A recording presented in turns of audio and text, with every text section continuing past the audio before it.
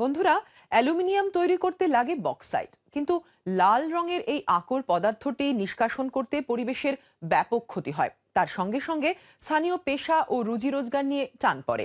এই যেমন মালয়েশিয়াতে, দেখুন সেই কাহিনী। অবশেষে চেলং তার বাগান উপভোগ করতে পারছেন। আগে আওয়াজের চোটে কান পাতা যেত না। মাত্র কয়েক সপ্তাহ আগেই তার বাগানের গেটের সামনে দিয়ে রাত দিন লরি যেত। চেলং একবার সে আওয়াজ তার মোবাইল ফোনে রেকর্ড করে রাখার কথাও ভেবেছিলেন। সারাদিন নাকি এইরকম আওয়াজ চলত। Hari-hari pukul 5:30 pagi mereka start. প্রতিদিন আমাদের শয়ে শয়ে ট্রাকের ধুলো আর আওয়াজ সহ্য করতে হতো। Balik pada pukul 5:30 petang.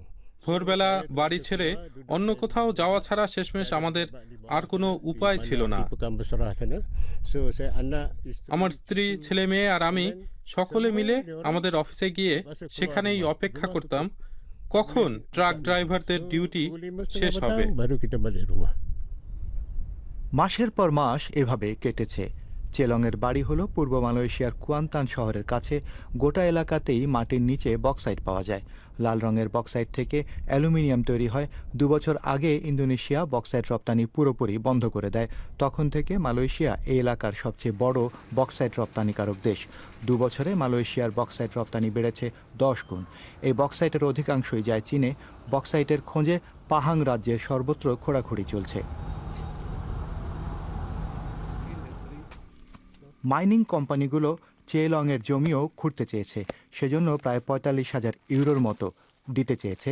চেলং রাজি হননি। Dia orang lagi pernah offer saya. বক্সাইটের খনির কাজের সময় ওরা আমাকে অন্যত্র বাসা দিতে চেয়েছে। বলেছে পরে আমি এখানে ফিরতে পারবো। ওরা সব খরচ দেবে, বাড়িটার দেখাশোনাও করবে, কিন্তু আমি রাজি হইনি। আমি এখানে থাকতে চেয়েছি। So terpaksa bersabarlah. মাঝখানে শান্তি ফিরে এসেছিল অন্তত 2 বছরের জন্য।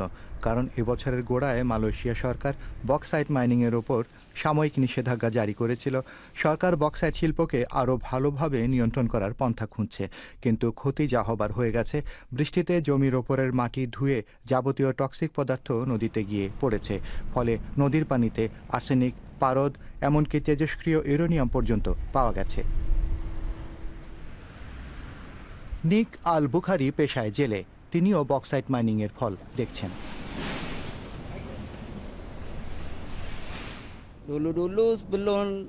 ওরা খনির কাজ শুরু করার আগে আমি দিনে 6 কিলোগ্রাম পর্যন্ত চিংড়ি মাছ ধরতাম। এখন দিনে 1 কিলো চিংড়ি পাওয়াও মুশকিল। বক্সাইটের কারণে এখানে চিংড়ি মাছের সংখ্যাই কমে গেছে।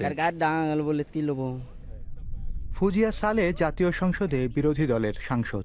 তিনি বলেন, মাত্রাধিক মাইনিংয়ের জন্য পাহাং রাজ্য সরকারও খানিকটা দায়ী। বড় বেশি লোভ আর দুর্নীতি।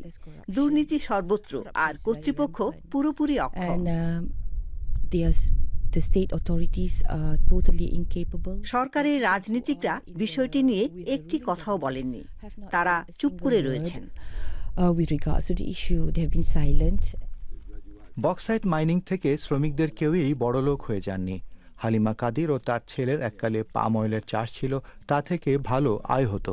কিন্তু হালিমাকে যখন তার জমিতে খোঁড়ার অধিকারের জন্য প্রায় 2 লাখ ইউরোর লোভ দেখানো হয়, তিনি রাজি হয়ে যান।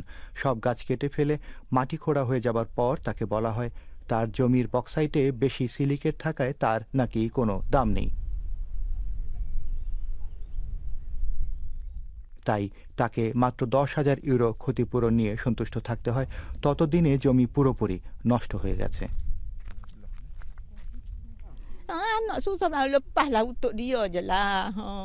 রাস্তার ধারে আমার একটা ছোট খাবারের দোকান ছিল।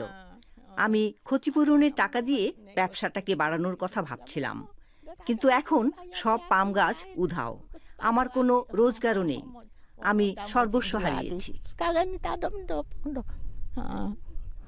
মালয়েশিয়ায় বক্সাইট শিল্পের রমরমা অবস্থা যে চিরকাল থাকবে এমন নয়। বিশেষজ্ঞদের মতে এই হারে মাইনিং চলতে থাকলে মালয়েশিয়ার বক্সাইট সম্পদ কয়েক বছরের মধ্যেই শেষ হয়ে যাবে, কিন্তু পরিবেশ আর স্থানীয় জনসাধারণকে তার ফল ভোগ করতে হবে আরও বহুদিন।